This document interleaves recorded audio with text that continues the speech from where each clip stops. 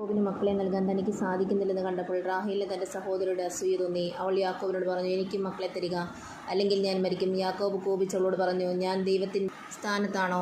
അവിടുന്നല്ലേ നിനക്ക് സന്താനം നിശ്ചയിച്ചിരിക്കുന്നത്? അവൾ പറഞ്ഞു, ഇതാ എൻ്റെ പരിചാരികയായ ബിൽഹ, അവളെ പ്രാപിക്കുക. അവളുടെ സന്താനത്തെ അവൾ എൻ്റെ മടിയിൽ വയ്ക്കും. അങ്ങനെ അവളിലൂടെ എനിക്കും മക്കളെ ലഭിക്കും. അവൾ തൻ്റെ പരിചാരിക ബിൽഹായെ അവന് നൽകി. യാക്കോബ് അവളെ പ്രാപിച്ചു. ബിൽഹ ഗർഭിണിയാകുകയും യാക്കോബിനുള്ളൊരു പുത്രൻ ജനിക്കുകയും ചെയ്തു. അപ്പോൾ റാഹേൽ പറഞ്ഞു, ദൈവം എനിക്ക് അനുകൂലമായി വിധിച്ചിരിക്കുന്നു. എൻ്റെ പ്രാർത്ഥനയിട്ട് എനിക്കൊരു പുത്രനെ നൽകിയിരിക്കുന്നു. അതുകൊണ്ട് അവൻ ദാൻ എന്ന് പേരിട്ടു. റാഹേലിൻ്റെ പരിചാരികയായ ബിൽഹ വീണ്ടും ഗർഭിണിയായി. അവൾ യാക്കോബിന് രണ്ടാമതൊരു പുത്രൻ കൂടി ജനിച്ചു. റാഹേൽ പറഞ്ഞു, എൻ്റെ സഹോദരിയുമായി കടുത്ത മത്സരം നടത്തി ഞാൻ ജയിച്ചിരിക്കുന്നു. അവൾ അവനെ നഫ്താലി എന്ന് വിളിച്ചു. തനിക്ക് വീണ്ടും മക്കളുണ്ടാവുന്നില്ല എന്ന് കണ്ടപ്പോൾ ലേയ തൻ്റെ പരിചാരികയായ സിൽഫായെ യാക്കോബിന് നൽകി. ലേയയുടെ പരിചാരികയായ സിൽഫായിൽ യാക്കോബിന് പുത്രൻ ജനിച്ചു. ഭാഗ്യം എന്ന് ഉദ്ഘോഷിച്ചുകൊണ്ട് ലേയ അവന് ഗാദ് എന്ന് പേരിട്ടു. ലേയയുടെ പരിചാരികയായ സിൽഫായിൽ യാക്കോബിന് വീണ്ടും ഒരു പുത്രൻ ജനിച്ചു. ലേയ പറഞ്ഞു, ഞാൻ ഭാഗ്യവതിയാണ്, സ്ത്രീകൾ എന്നെ ഭാഗ്യവതി എന്ന് വിളിക്കും. അതുകൊണ്ട് അവന് ആഷേർ എന്ന് പേരിട്ടു. ഗോതമ്പ് കൊയ്യുന്ന കാലത്ത് റൂബൻ വയലിൽ പോയി. അവൻ ദൂതായിപ്പഴം കാണുകയും അവ പറിച്ചു കൊണ്ടുവന്ന് തൻ്റെ അമ്മയെ ലേയായ്ക്ക് കൊടുക്കുകയും ചെയ്തു. അപ്പോൾ റാഫേൽ ലേയായോട്, നിൻ്റെ മകൻ കൊണ്ടുവന്ന ദൂതായിപ്പഴം കുറിച്ച് എനിക്കും തരിക എന്ന് പറഞ്ഞു. ലേയ കയർത്ത് പറഞ്ഞു, എൻ്റെ ഭർത്താവിനെ കൈയടക്കി വെച്ചിരിക്കുന്നത് പോലെ എൻ്റെ മകൻ്റെ ദൂതായിപ്പഴവും നിനക്ക് വേണോ? റാഹേൽ പറഞ്ഞു, നിൻ്റെ മകൻ്റെ ദൂതായിപ്പഴത്തിന് പ്രതിഫലമായി അദ്ദേഹം ഇന്ന് രാത്രി നിൻ്റെ കൂടെ ശയിച്ചു കൊള്ളട്ടെ. യാക്കോബ് വൈകുന്നേരം വയലിൽ നിന്ന് വന്നപ്പോൾ ലേയ അവനോട് പറഞ്ഞു, ഇന്ന് എൻ്റെ അടുത്ത് വരണം, കാരണം എൻ്റെ മകൻ്റെ ദൂതായിപ്പഴം കൊടുത്ത് ഞാൻ വാങ്ങിയിരിക്കുകയാണ്. അവൻ അന്ന് രാത്രി അവളോടുകൂടെ ശയിച്ചു. ദൈവം ലേയയുടെ പ്രാർത്ഥന കേട്ടു. അവൾ വീണ്ടും ഗർഭം ധരിച്ച് യാക്കോബിന് 5-ാമതൊരു മകനെ കൂടി നൽകി. എൻ്റെ പരിചാരികയെ ഭർത്താവിന് കൊടുത്ത ദൈവം എനിക്ക് പ്രതിഫലം തന്നു എന്ന് പറഞ്ഞ് അവൾ അവനെ ഇസ്സാക്കർ എന്ന് വിളിച്ചു. ലേയ വീണ്ടും ഗർഭിണിയായി.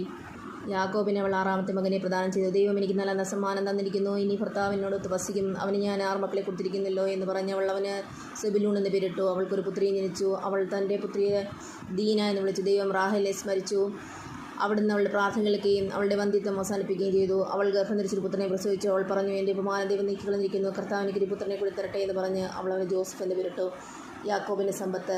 റാഫേൽ ജോസഫിനെ പ്രസവിച്ചു കഴിഞ്ഞ് യാക്കോബ് ലാബാനോട് പറഞ്ഞു, എന്നെ പറഞ്ഞയക്കുക, ഞാൻ എൻ്റെ നാട്ടിലേക്ക് പോട്ടെ. എൻ്റെ ഭാര്യമാരെയും മക്കളെയും എനിക്ക് തരിക, അവർക്ക് വേണ്ടിയാണ് ഞാൻ ഇങ്ങയെ സേവിച്ചത്. ഞാൻ പോകട്ടെ, ഞാൻ ചെയ്ത സേവനം അങ്ങേക്കറിയാമല്ലോ. ലാബാൻ മറുപടി പറഞ്ഞു, നിനക്ക് എന്നോട് താല്പര്യമുണ്ടെങ്കിൽ നീ പോകരുത്, നീ മൂലമാണ് കർത്താവിനെ അനുഗ്രഹിച്ചത് എന്ന് എനിക്കറിയാം. നിനക്കെന്ത് പ്രതിഫലം വേണമെന്ന് പറയുക, അത് ഞാൻ തരാം. യാക്കോബ് അവനോട് പറഞ്ഞു, ഞാൻ ഇപ്രകാരം അങ്ങേക്ക് വേണ്ടി ജോലി ചെയ്തെന്നും എൻ്റെ മേൽനോട്ടത്തിൽ അങ്ങയുടെ ആടുമാടുകൾ എത്ര പെരുകിയെന്നും അങ്ങേക്കറിയാമല്ലോ. ഞാൻ വരുന്നതിന് മുൻപ് വളരെ കുറച്ച് ആടുകളെ അങ്ങേക്കുണ്ടായിരുന്നുള്ളൂ, ഇപ്പോൾ അവ വളരെ പെരുകിയിരിക്കുന്നു. ഞാൻ പോകുന്നിടത്തെല്ലാം കർത്താവ് അങ്ങേ കടാക്ഷിച്ചിരിക്കുന്നു. ഇനി എൻ്റെ കുടുംബത്തിന് വേണ്ടി എന്താണ് ഞാൻ എന്തെങ്കിലും സമ്പാദിക്കുക? ലാബാൻ ചോദിച്ചു, ഞാൻ നിനക്ക് എന്ത് തരണം? യാക്കോബ് പറഞ്ഞു, അങ്ങ് എനിക്കൊന്നും തരണ്ട, ഞാൻ പറയുന്ന വ്യവസ്ഥ സ്വീകരിക്കാമെങ്കിൽ ഇനിയും അങ്ങയുടെ ആടുകളെ ഞാൻ മേയിച്ചോളാം. അങ്ങയുടെ ആട്ടിൻകൂട്ടത്തിൽ നിന്ന് പൊട്ടോ പുള്ളിയോ ഉള്ള ആടുകളെയും കറുത്ത ചെമ്മരിയാടുകളെയും പൊട്ടോ പുള്ളിയോ ഉള്ള കോലാടുകളെയും ഞാൻ വേർതിരിക്കാം. അവ എൻ്റെ പ്രതിഫലമായിരിക്കട്ടെ. മേലിൽ അങ്ങ് എൻ്റെ പ്രതിഫലം പരിശോധിക്കുമ്പോൾ എൻ്റെ വിശ്വസ്ത അങ്ങേക്ക് ബോധ്യമാകും. എൻ്റെ കോലാടുകളിൽ പൊട്ടോ പുള്ളിയോ ഇല്ലാത്തതും ചെമ്മരിയാടുകളിൽ കറുപ്പില്ലാത്തതും കണ്ടാൽ അവ മോഷ്ടിക്കപ്പെട്ടതായി കണക്കാക്കാം. ലാബാൻ പറഞ്ഞു, ശരി, നീ പറഞ്ഞതുപോലെ തന്നെയാകട്ടെ. അന്ന് തന്നെ ലാബാൻ പൊട്ടോ പുള്ളിയോ ഉള്ള എല്ലാ മുട്ടാടുകളെയും പെണ്ണാടുകളെയും വെളുത്ത മറവുള്ള എല്ലാ ആടുകളെയും കറുത്ത ചെമ്മരിയാടുകളെയും വേർതിരിച്ച് അവയെ തൻ്റെ പുത്രന്മാരെ ഏൽപ്പിച്ചു. ബാക്കിയുള്ള ആടുകളെ യാക്കോബിനെ ഏൽപ്പിച്ചു. തനിക്കും യാക്കോബിനും മധ്യേ 3 ദിവസത്തെ യാത്രാ ദൂരം ഏർപ്പെടുത്തുകയും ചെയ്തു. യാക്കോബ്